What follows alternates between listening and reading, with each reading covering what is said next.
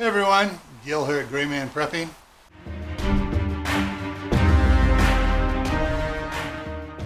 In this episode of Your Prep for today, I want to talk to you about another extract. I'm talking root beer extract or root beer flavoring or sassafras root extract. Because hey, that's what root beer came from, was the sassafras root, hence the term root beer. You can get it, the extract in a bunch of different ways and stuff. They even have it powdered. So you can take that powder, add alcohol to it to turn it into a liquid extract that you can use for making root beer or root beer flavored frosting or any other cool things you can do with root beer extract. All right? So there's a little food for thought right there for you.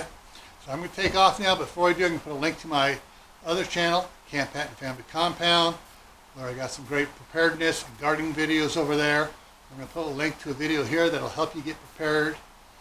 And if you don't need this video, you may have some friends that do, because this video is good for beginners. All right?